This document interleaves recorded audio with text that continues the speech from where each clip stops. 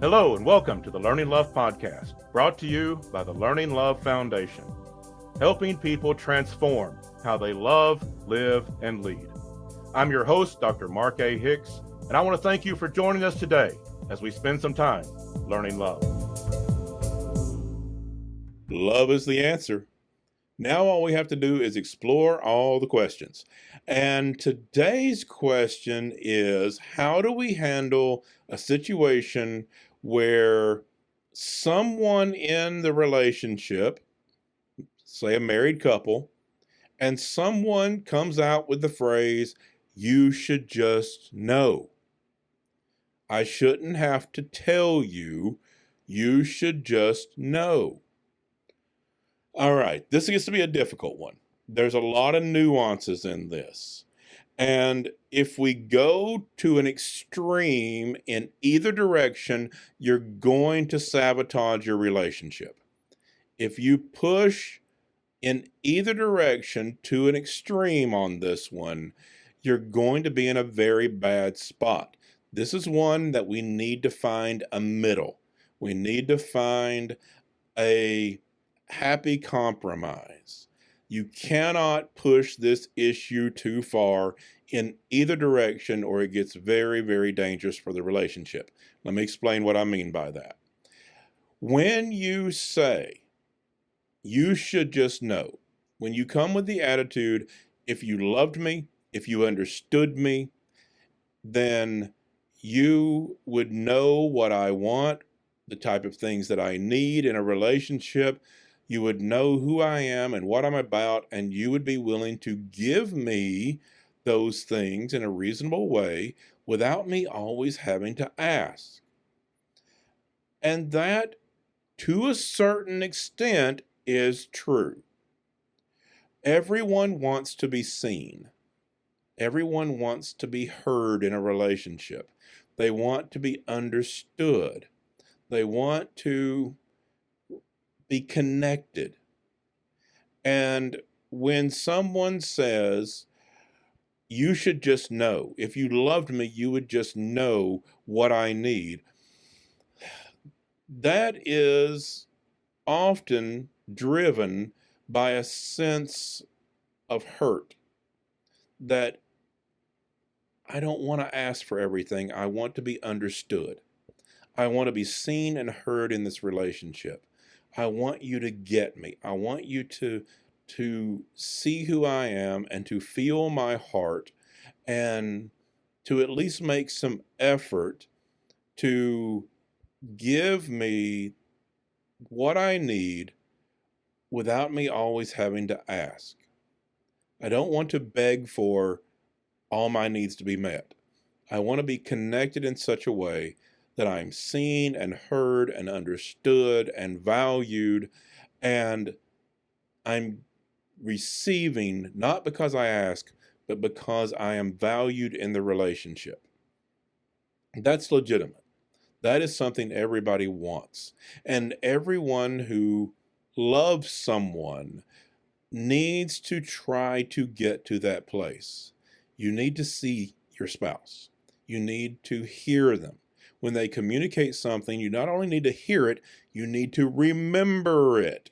If they say things that they want, need, the things that are important to them, that needs to register, and you need to give them those things. If someone says, "I just need to feel like we're communicating. I would need to feel like that we talk on a regular basis, that we're not just going through the motions of getting the chores done, taking care of the kids, going to work, coming home, going to bed. I don't want to just feel like we're going through the motions of life. I want to feel like we're talking about life. We're talking about our feelings. We're sharing with each other. It's important to me to have those conversations." You need to not just hear that or just do it that day, but understand that's part of who they are. And so hear it, understand it, hear the need, feel their heart in that area, and give that to them. Even if you're an introvert, even if you're not one that really needs that, even if you can just kind of go through your day without talking a whole lot, give your spouse that conversation, because that's what they need. Okay, so it's reasonable if you have a connection, to expect the people who love you to kind of get it and to make the effort to give you what you need without having to ask. However, if you push that too far, where you expect your spouse to be a mind reader, you're going to be very disappointed. No one can read your mind. Love does not make you a mind reader.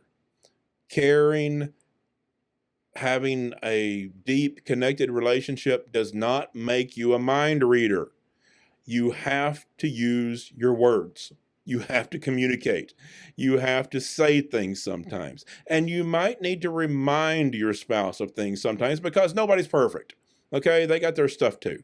And so, yes, they may know that you like to talk, or that you have certain needs or desires or wants in a relationship. But you know what? They had a bad day at work. And or they've just been distracted lately, or they've had a lot on their mind too. And so you got to get where they're coming from. And you got to give them their needs. And they might need some space. They might need some quiet time to kind of just decompress and recharge their batteries. That may be how they're wired up. And so we have to be giving to each other, not just expecting our spouse to give to us. We have to get where they're coming from. And if they are quiet for too long, or if they're going too long without meeting some need in your life, sometimes you have to use your words. You have to say it. You have to say, I know things have been busy lately. I know we've been really distracted, but I could really use whatever in your relationship. I could really use some time together. I really feel like we're not spending enough time together. I could really use some communication time. I could really use more affection. I could really use something, whatever it is. You have to communicate that. If you expect them to always be a mind reader, or to always get it right, even if they know, even if it's something they've given you on a regular basis, but you expect them to get the timing right all the time, or overcome their stuff all the time to get it right, you're going to be disappointed. It's not going to go well. Don't push it too far. Yes, it is reasonable to expect your spouse, those who love you, to connect with you, to get who you are and what you need, to hear you, for you to be seen and valued, and for your needs to be met. That is reasonable, but they are not mind readers. Don't push it too far. Now, on the other side, for those that are hearing your spouse say to you, I shouldn't have to tell you, you should just know. It's very easy to come back with that line, I'm not a mind reader. Okay, yes, true, but don't push that too far, because you do need to value your spouse. You do need to listen and pay attention and pick up on nuances. Care enough to actually pay attention. Now, you can't be expected to read their mind. You're not always going to get it right. You can't be expected to. But don't push it so far where you're going to say, well, if they tell me, I'll do it. But if they don't, how am I supposed to know? Well, there's sometimes you can work your way into a better place. When you pay attention, when you live with someone, you have a relationship with someone, sometimes you can pick up on things, and it's not about words. They don't need to tell you all the time. If you're just accommodating them because they give you instructions, that's not a connection. And so don't push the mind reading defense too far. It's true, they can't expect you to read their minds, but accommodation is not connection. So try to have a connection. Pay attention. Everyone wants to be seen and heard and valued in a relationship. So give that to your spouse. Pay attention to them. Try to pick up on the nuances as best you can. You don't have to be perfect, and they shouldn't expect you to be perfect. And especially when they do communicate a need, they communicate their desires in a relationship. Pay attention to that, and don't just do it once. Mark that down. Remember that, and come back to it on a regular basis. Don't make them have to ask every time.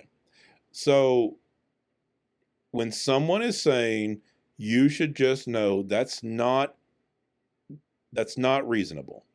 But what is behind that, the desire to be heard and seen and valued and appreciated, and to have a connection with your spouse, that is valid.